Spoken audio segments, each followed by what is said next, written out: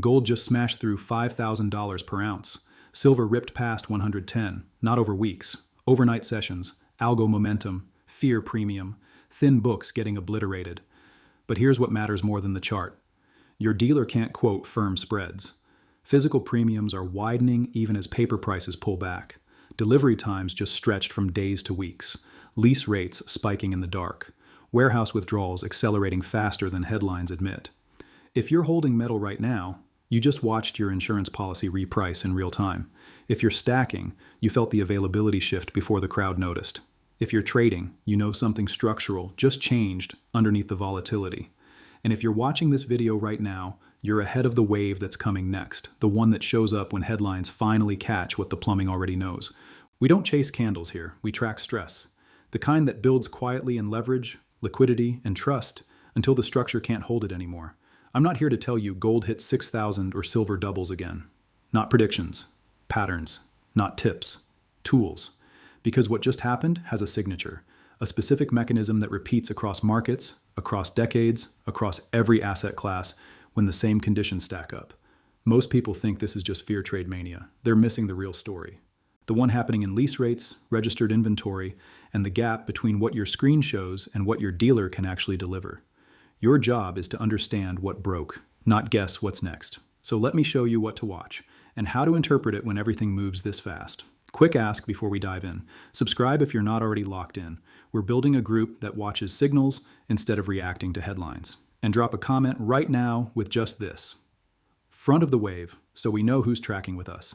Let's break down what actually happened. Gold moved from consolidation in the mid-4,000s to over 5,000 in sessions, not months. Silver ran from the mid-80s to briefly touch 115 before settling into the 110s. Violent, fast, algorithmic fuel meeting, geopolitical premium meeting dollar weakness. The move was big enough to break dealer pricing models. Spreads that normally sit tight blew out. Mints started rationing. Online inventory refreshed slower. Small regional dealers posted, "Call for pricing," instead of firm quotes. That's the visible part. Here's the hidden layer most people missed while watching the chart rip. Lease rates climbed. Quietly. No headlines. Just stress showing up in the cost to borrow metal for short-term delivery. Physical premiums refused to cool even when paper prices dipped intraday. And COMEX registered inventories, the stuff actually available for delivery, started draining faster than usual. If price was the thunder, the real danger was the pressure change. Because price tells you what happened. Pressure tells you what's about to break. Think about that. Let me name the pattern for you. The pressure cooker break. It's what happens when leverage, fear, and thin liquidity stack on top of each other until the structure can't absorb any more load. Everything looks calm on the surface. Tight ranges, low volume, quiet commentary. Then a catalyst hits. Small one. Doesn't even have to be new information. And the lid jumps. Here's the mechanism. Markets build invisible pressure when too many participants hold the same positioning with borrowed capital in an environment where liquidity providers step back. It's like steam in a sealed pot. You can't see it accumulating. But the temperature rises. The molecules move faster. The forces multiply. When trust thins and volatility spikes, market makers widen spreads. Algorithms pull bids. Leverage gets called. And suddenly the small catalyst becomes a forced repricing because there's no cushion left to absorb the shock. Not random, structural. This exact pattern showed up in currency pegs before they snapped, in commodity squeezes when inventories ran low and shorts had to cover into no supply, in credit dislocations when overnight funding froze and forced liquidation spirals. The signature is always the same. Calm before pressure, pressure before break, break before repricing. Now apply it to what just happened. Gold and silver had been consolidating while geopolitical risks escalated, central bank buying continued, and dollar sentiment softened. Speculators were positioned but not panicked. Liquidity was normal but not deep. Physical markets were tight but not broken. Then a headline hit. Doesn't matter which one. Geopolitical flare, inflation data, dollar technical break, small match, big fuse. Algorithms triggered momentum strategies. Stops got run. Leverage got squeezed. And because liquidity wasn't deep enough to absorb the flow, the move accelerated into itself. Silver moved harder than gold because it always does in these moments. Smaller market, more speculative, thinner books. When pressure breaks in precious metals, silver is the valve that blows first. Gold moved cleaner, more institutional, more central bank flow smoothing the edges, but both followed the same script. Once you see this pattern, you'll never watch price alone again.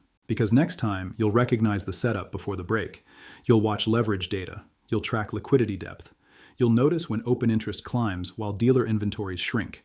And you'll know the pot is heating up even when the surface looks calm, not telling you to trade it, showing you how to read it. Now here's where it gets more dangerous. The second mechanism, the one that turns a price spike into a structural problem. The availability trap. This is what happens when paper price says one thing, but physical access says another. When the chart shows a number, but your dealer can't deliver at that number. When the market fractures into two realities, price versus availability, screen versus phone call, quote versus execution. Here's how it works. Precious metals trade in two worlds, paper and physical. Futures, ETFs, bank allocations, that's paper. Coins, bars, allocated storage, that's physical. Normally they track close. Arbitrage keeps them tight. Dealers can source metal, mint it, ship it, and still make margin at spot, plus a small premium. But when demand surges faster than supply chains can respond, the gap opens. Mints run low on blanks. Dealers can't restock fast enough. Premiums widen, delivery times stretch. And suddenly, the price on your screen isn't the price you actually pay. That gap becomes its own accelerant, because people don't just buy because price is rising. They buy because they fear they won't be able to buy later. Imagine you're a stacker. You've been watching metals for months. You see gold hit 5,000. You think about adding. You call your dealer. 4-week delay. Premium is 8% over spot. 4 weeks ago, it was 2 days and 3%. Now, you're not just deciding if you want metal. You're deciding if you can wait. If supply will still be there next month. If premiums will be 10% instead of 8. So you buy now, even though price feels high. Because access feels uncertain. Multiply that across thousands of buyers. That's the trap. And it doesn't resolve quickly, because mints can't just double production overnight. Refiners can't conjure new capacity. Logistics can't skip steps. So even when paper price pulls back, physical premiums stay wide. Even when futures cool off, your dealer's spread stays elevated. The chart shows price, your dealer shows reality. This is why some of the earlier targets people set for themselves now feel crushed. Not because metals failed, because the structure changed. If you plan to buy gold at 4,500 and it ripped to 5,200, you didn't miss a trade. You missed a repricing event. And if premiums are now wide enough that your effective buy-in is 5,400 even though spot is 5,100, the old anchor doesn't apply anymore. Not advice. Pattern recognition. Could reverse tomorrow. Could normalize next month. But if availability stays constrained, premiums become the real price. And the trap tightens instead of releasing. So let me reframe the question everyone's asking. Wrong question. Will gold hit 6,000 next? Real question. Is this stress releasing, or is this just the first crack? Because the difference changes everything. If this was a pressure release, a quick flush of over-leveraged positions and panic premium, then we should see lease rates cool, premiums compress, and dealer inventories stabilize over the next few weeks. Markets normalize. Volatility fades. The event becomes a spike on the chart that people reference later, but don't live through again soon.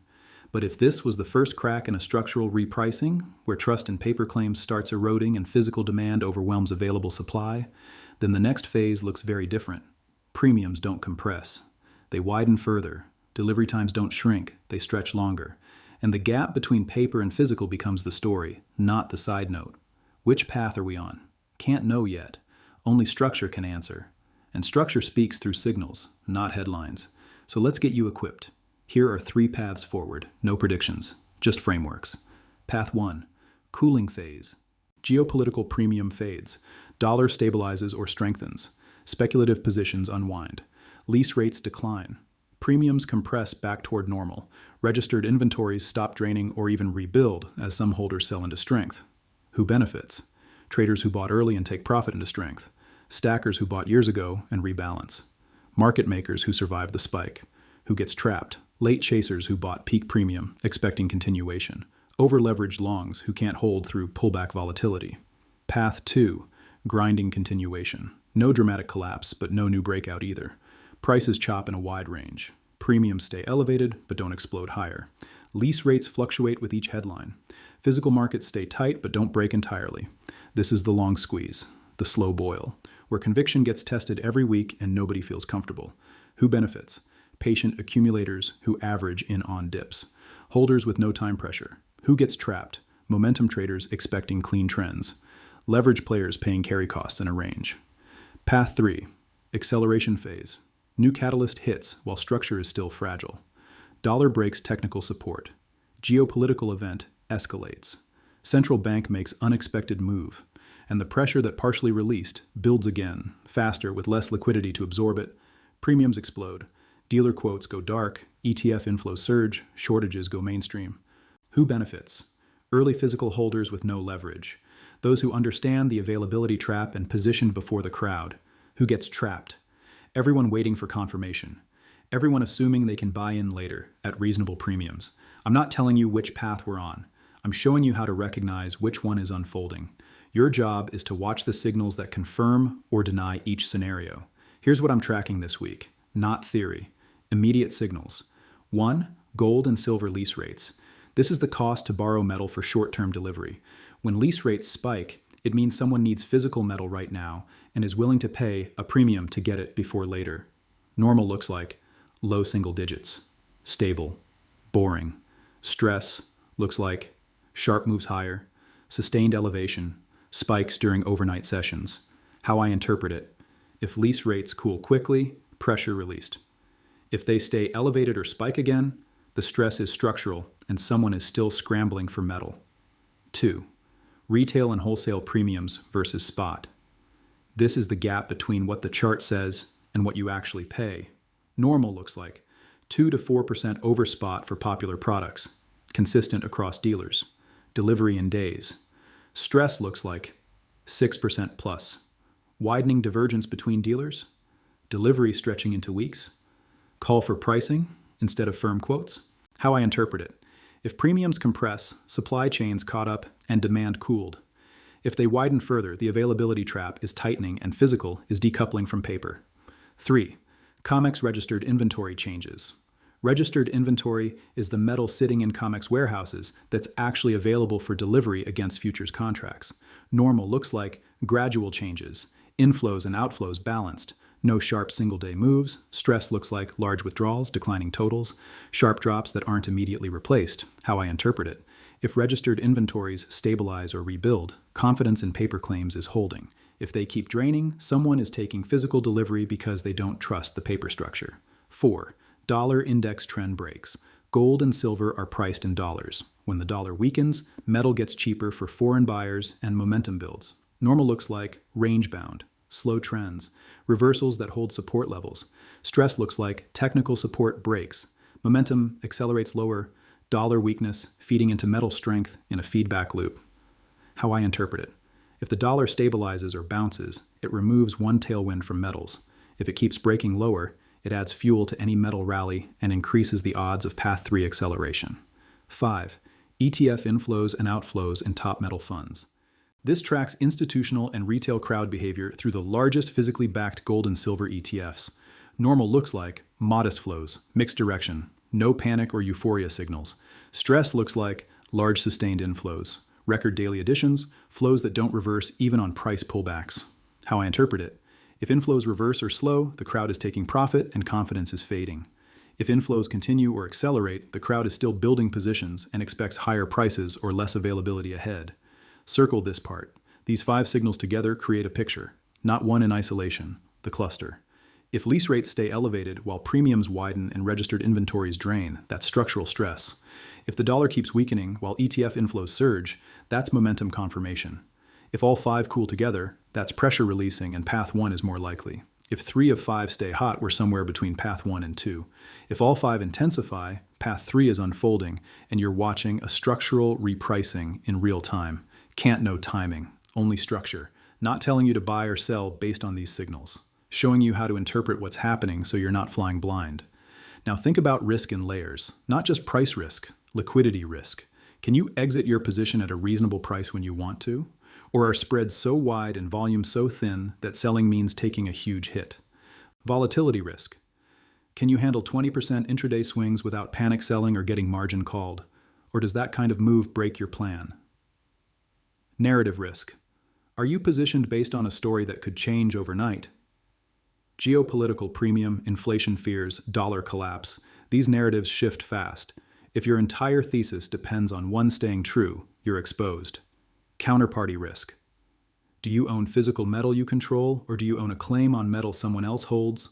Paper products, unallocated storage, leveraged instruments, they all have counterparty risk. When stress hits, that risk becomes real. Access risk. If you decide you want more metal next month, can you get it? Or will premiums be doubled and delivery times be measured in quarters? Timing risk. Are you trying to catch the exact bottom or top? Or are you building a position over time with a plan that survives being early or late? Your approach should address all six, not perfectly, but consciously.